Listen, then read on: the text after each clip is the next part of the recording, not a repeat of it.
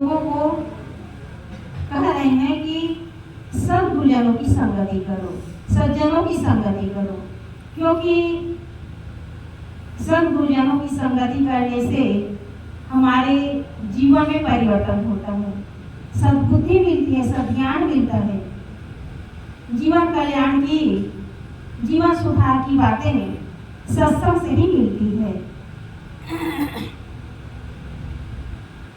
इसलिए जीवन में सत्संग की आवश्यकता है। लेकिन हमारे इस छत्तीसगढ़ में सत्संग, कथा, भागवत और अनेक धार्मिक कार्यक्रमों का आयोजन तो होता है और लोग उसमें बड़ी संख्या में जाते भी हैं। सत्संग में तो कम आते हैं, लेकिन कथा भागवत में लोगों की इतनी भीड़ होती है कि सुबह से लेकर शाम तक लगे रहते हैं, सुनते हैं, लेकिन जीवन में सुधार नहीं। आगे जीवन भर सीखना पड़ेगा। आज भी लोगों के अंदर वही गलत खान-पान, गलत विचारधारा, एक दूसरे के प्रति, चाहे परिवार हो, मोहल्ला हो, समाज हो, एक दूसरे के प्रति ईर्ष्या द्वेष। तो कथा आयोजन करने, सुनने और सुन करके यदि जीवन में धारण नहीं किए तो जीवन में सुधार कैसे होगा, जीवन में परिवर्तन कैसे होगा। इसलिए जरूरी है कि जो हम ज्ञान की बातें सुन रहे हैं उसे जीवन में धारण करें, तब जीवन में सुधार होगा। सुन लिए अब सुन करके वहीं झाड़ के आ गए तो उससे कोई फायदा होने वाला नहीं है। अब यही तो हो रहा है, सुन रहे हैं लेकिन उसके अनुसार जीवन को चला नहीं पा रहे हैं, जीवन में धारण नहीं कर पा रहे हैं। आज स्थिति दिनों दिन बिगड़ती चली जा रही है। छोटे छोटे बच्चे शराब पी रहे हैं, नशा दुर्व्यसन में पड़े हुए हैं और इसी कारण आज परिवार और समाज पूरी तरह अस्त व्यस्त हो रहा है। लड़के दुर्व्यसन में और लड़की फैशन में। इसलिए कहा गया है कि लड़का जो है दुर्व्यसन में और लड़की फैशन में और माता पिता टेंशन में। इस पर विचार करने की आवश्यकता है। आज हम सत्संग में आकर के अपने बच्चों को संस्कार न दें, उनके जीवन सुधार के लिए उस पर ध्यान न दें, तो एक दिन माता पिता को ही रोना पड़ेगा, उन्हें पश्चाताप करना पड़ेगा। इसलिए सत्संग बच्चे, बूढ़े, जवान सबके लिए जरूरी है, क्योंकि जीवन में यदि परिवर्तन नहीं हुआ तो बच्चे, बूढ़े, जवान सबको रोना पड़ेगा, सबको अपने जीवन में पश्चाताप करना पड़ेगा। इसलिए चाहिए कि हम सत्संग में आए हैं तो सत्संग की जो बातें हैं उसे केवल सुनना नहीं है, उस पर मनन चिंतन भी करना है, तब जीवन में सुधार होगा। एक महान विचारक ने कहा है, केवल विचारों पर चलने से जीवन में परिवर्तन नहीं होता, विचारों को सुनने से ही जीवन में परिवर्तन नहीं होता, विचारों पर चलने से जीवन में परिवर्तन होता है। हम विचारों को केवल सुनते रहेंगे और उसके अनुसार जीवन को ढालेंगे नहीं तो हमारा जीवन जो है सुख की और शांति की ओर कैसे आगे बढ़ेगा। हम बच्चों को स्कूली शिक्षा देते हैं, पढ़ाते लिखाते हैं, डिग्री भी पा लेते हैं और ऊंचे पोस्ट पर पहुंच भी जाते हैं, लेकिन सत्संग के अभाव में, संस्कार के अभाव में वही बच्चे जो है बिगड़ जाते हैं, सही रास्ते पर वो चल नहीं पाते, परिवार से अलग हो जाते हैं, माता पिता की आज्ञा का पालन नहीं करते, सद्गुरुजनों का आदर नहीं करते। तो आखिर जीवन पैसे के लिए नहीं मिला हुआ है, जीवन में हमें कुछ, हम जीवन में कुछ है ऐसा काम करें, जीवन में ऐसे अपने अंदर परिवर्तन लाए कि हमारा जीवन कुछ है, हमारे जीवन का कुछ अलग से पहचान बन सके। अच्छे व्यक्तित्व का निर्माण हो सके।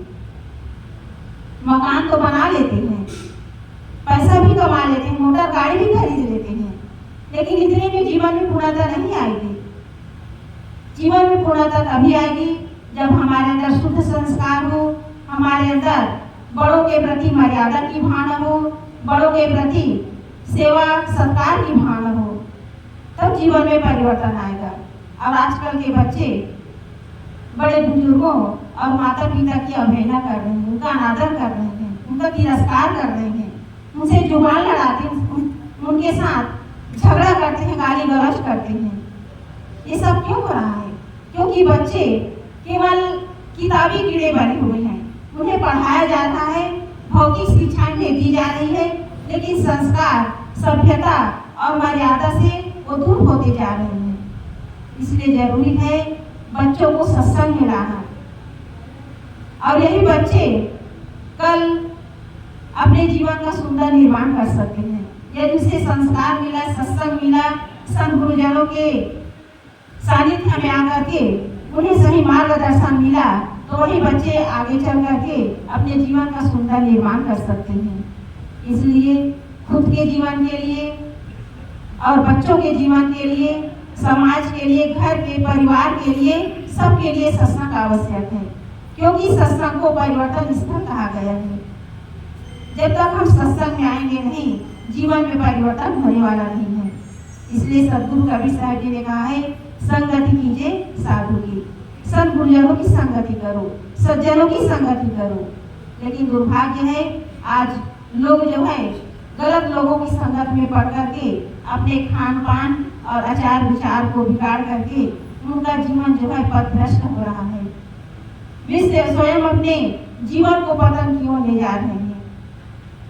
तो ऐसे में बच्चों को सही मार्गदर्शन कहाँ मिलेगा? इसलिए चाहिए कि हम यदि जीवन का सुंदर निर्माण करना चाहते हैं, अच्छा जीवन जीना चाहते हैं, तो हम जो ज्ञान पूर्ण बातें हैं, संत गुरुजनों की जो बातें हैं, सत्संग की जो बातें हैं, उसे जीवन में धारण करें, अपने आप को बदले, बच्चों को सही मार्गदर्शन दें, ताकि परिवार, गांव और समाज का सुधार हो सके।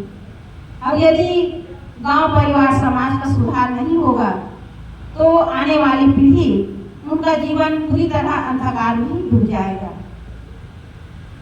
इसलिए ज्ञान हमें प्रकाश की ओर ले जाते हैं।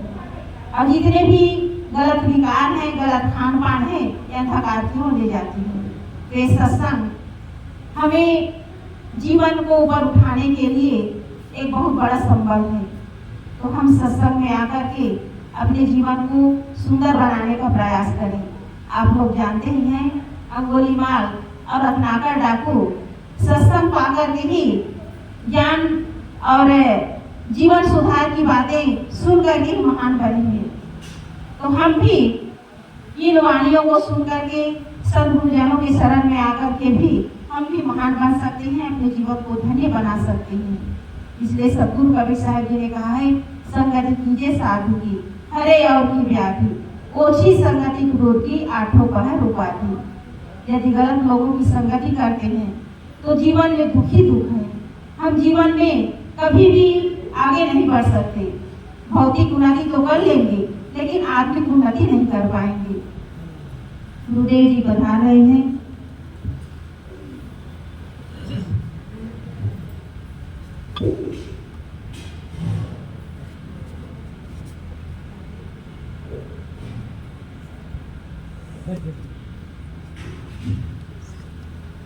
साहे बंदगी, साहे बंदगी, साहे बोलिए सदगुरु देव की जय।